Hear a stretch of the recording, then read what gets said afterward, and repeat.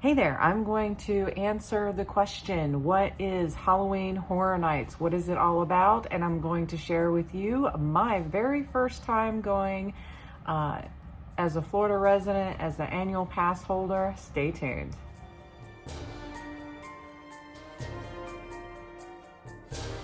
Okay, so this was my first time doing HHN, also known as Halloween Horror Nights. Going forward, I will refer to it as HHN. We are Florida residents, we're annual pass holders. This was our first time getting to experience HHN, and I'm going to tell you all about it. And we tried a bunch of food. I'm going to do a separate video on the food. So I will just quickly say that there were definitely some winners and definitely some losers on the food, but more about that later.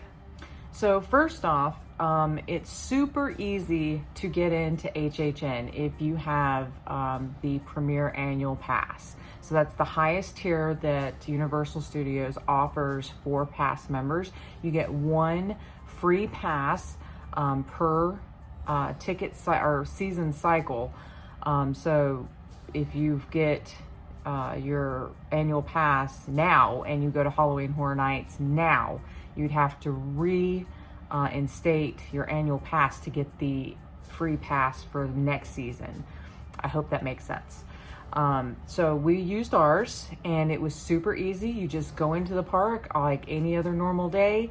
And then around 4 o'clock, they start setting up stay and scream zones, and they have several located in the park, and there's signage. Just make sure you're following and reading those signs.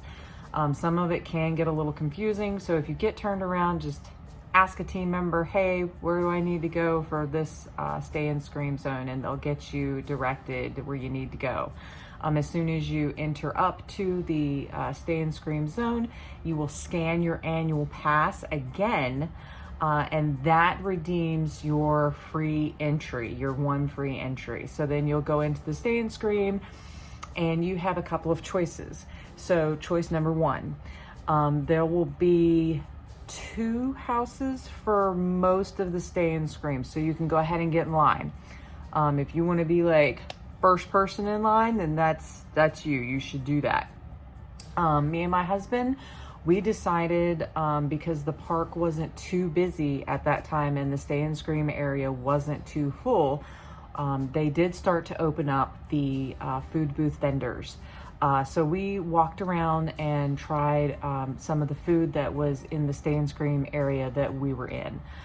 So we did that a little bit, and then as it got closer to 5, we went ahead and got in line. So we got in line, I think it was around 4:50, and the first house we did was the Halloween house.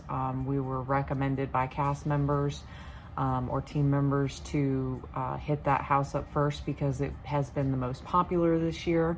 It's also the most scary, according to everybody. And so that's what we did. We got in line, and they opened it up at 5:15. Keep in mind with the stay and scream, you are getting early access to the haunted houses before they let in general admission. So you get roughly an hour to try to get through a couple of houses before they start letting in general admission. So it's a really good benefit if you have an annual pass and you have that free ticket. I highly recommend getting into the park before 5 o'clock, because if you show up at 5 o'clock, you lose your stay and scream. They're not going to let you in. They shut the gates down until 6. So try to get there early. We showed up at 2, did some stuff, kind of did a lap around the park to get a lay of the land, see where the food booths were, see where the houses were located, see where the walkthrough scare zones were. So that way we kind of had a feel, because it was our first time. So I recommend doing that also if it is your first time. So that way you kind of get in your mind like, okay, this is where this is. There are ways to avoid the walkthrough scare zones. You just kind of have to navigate it a little bit, but it's not too bad if you're like not doing the walkthrough scare zones. You can avoid it if you need to. Walking through the houses, One tip I will give you, if you're not interested, just mute me for just a second, and when I do this, you can unmute me, because then it won't be a spoiler. So I'm gonna go ahead and tell you, so mute me now. Okay, so here's a tip. If you are worried about being scared in the houses, there's typically a team member positioned in the house just before a scare actor pops out. So that gives you a little bit of a warning if you're too worried about it. So there's your secret kind of spoilery tip. Okay, so welcome back. I hope that didn't mess too many people up, but on to the houses. Okay, so the first house we went to again was Halloween. We have watched some of the movies in the past. Just as a full disclosure, we are not super Halloween hardcore. We're not those people.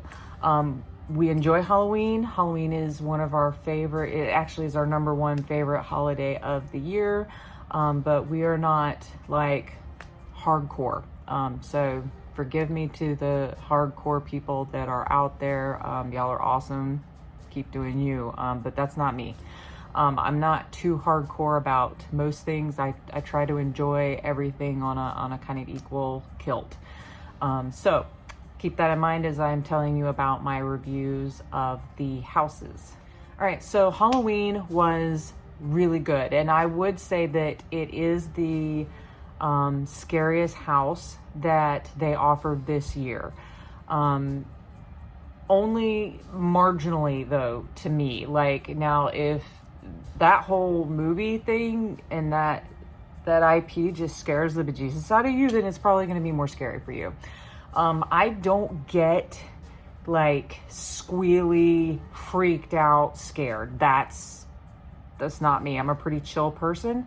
I was startled a few times by some of the jump scares, and some of the effects that they did were somewhat startling. I enjoyed it.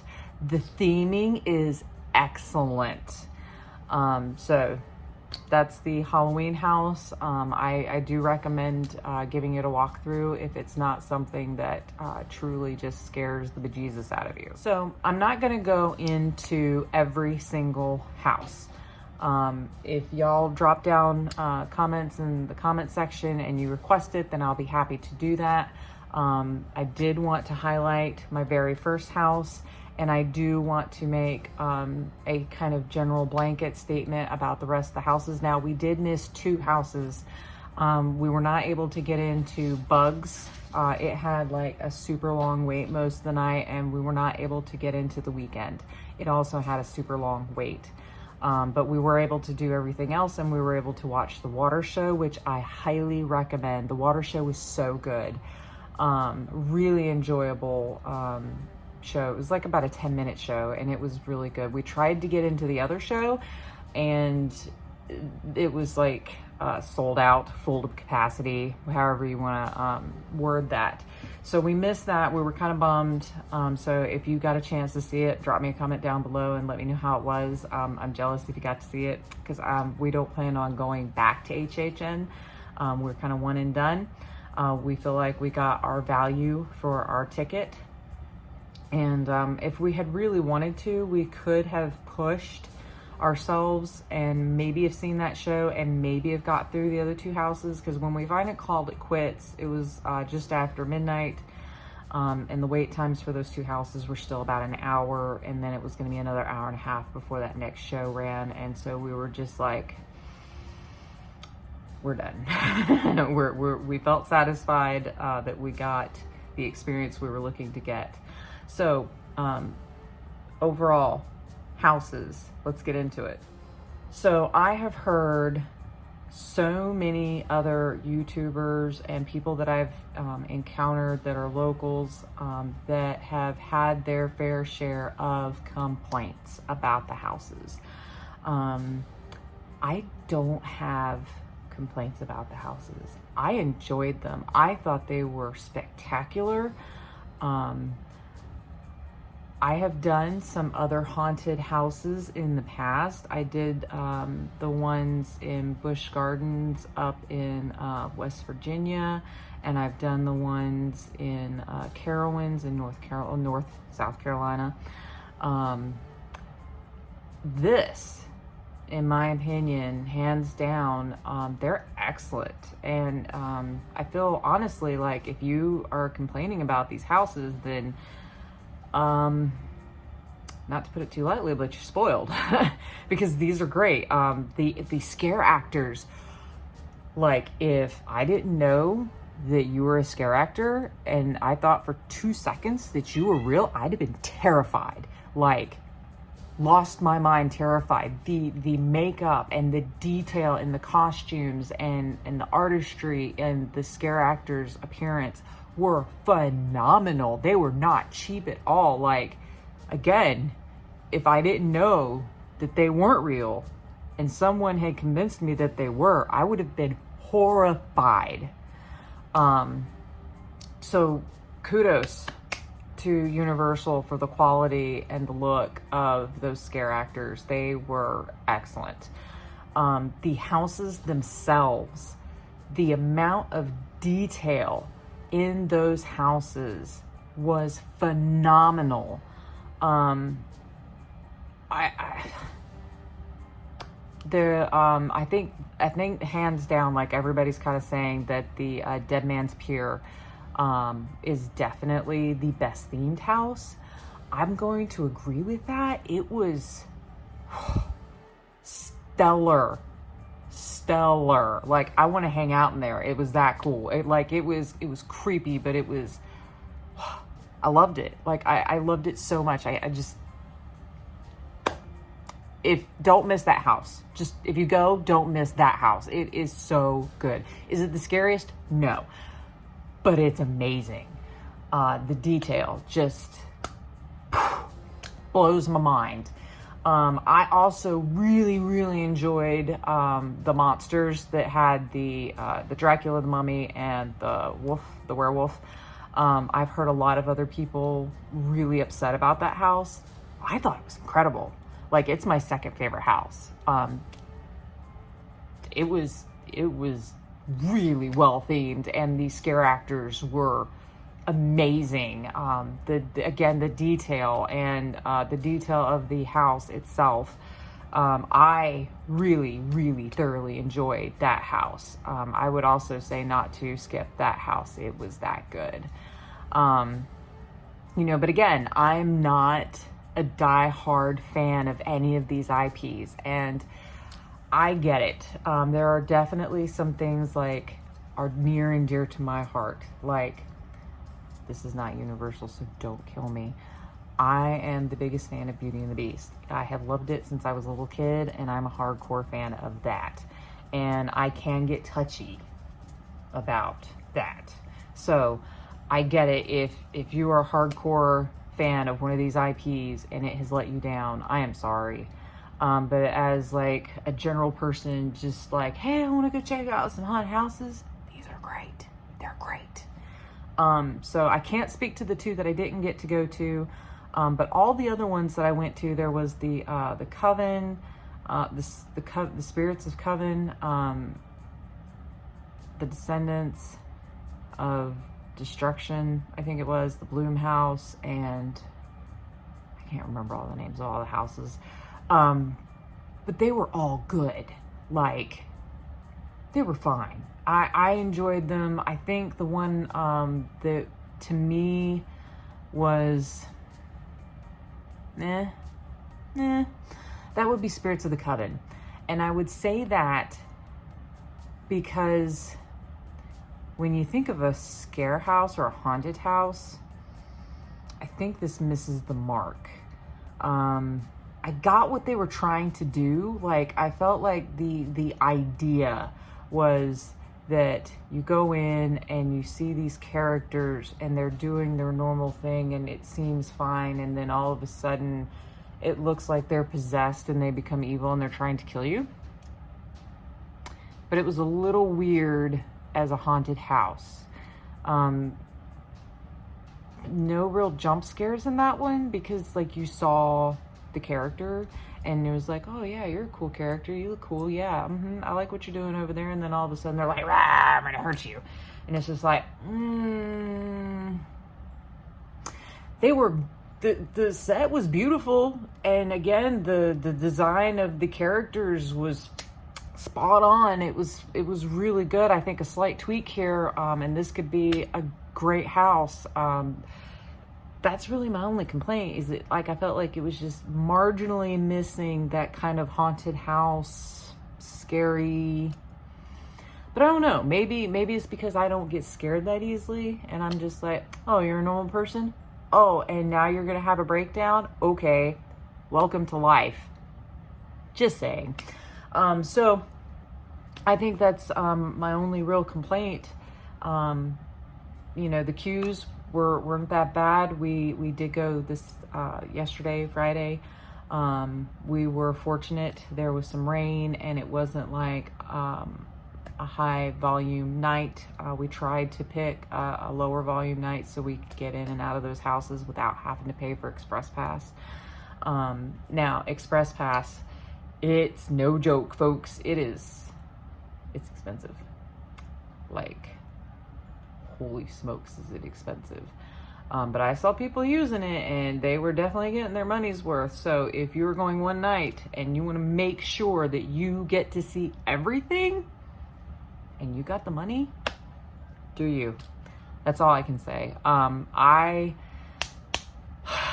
do YouTube, and I couldn't justify the cost of that, you know, because I'm a small channel and I'm not making any money at this point, so everything's coming out of my own pocket, and that was a lot of money. I was just like, whoa. It would have been cheaper just to have bought another night ticket and gone again.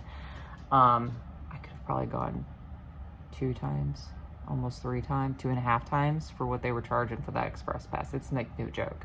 I'll link all that stuff in the description box below. As always, any information that I have, I always put in the description box. In the event that I ever forget to say it, always know, if you are one of my regulars, I'm here for you guys, and I put that stuff down there for you to make your lives a little bit easier. If you have any questions about the houses, drop me a comment in the box below. I will absolutely get back to you. What was your favorite house? Have you been? Are you excited to go? Are you planning on going? Like, share. I'm dying to have some conversation about these houses. I thought they were excellent. The scare zones, we got to talk about the scare zones. Okay, so the walk-through scare zones, there was one scare zone, and it was Hollywood Boulevard section. It was phenomenal. I walked through it 3 times. It was so good. Like, I enjoyed that almost as much as I enjoyed walking through the houses, and in some ways a little bit more, because you had some personal interactions with the actors, and it was so dark. Like, I've been to the parks at night. They cut lights out to really add to the ambiance and the mood. It was freaky. It was so freaky. They did a great job of setting up the mood in these walkthrough scare zones. I was truly impressed with the walkthrough scare zones. They were so flippin' good. Especially, like I said, that one was really, really good. If you walk through, make sure you're paying attention to everything. Some things are not as they appear. Might actually be a live person and not just a statue. Just saying. The other scare zones were good. I enjoyed the kind of witch cauldron show.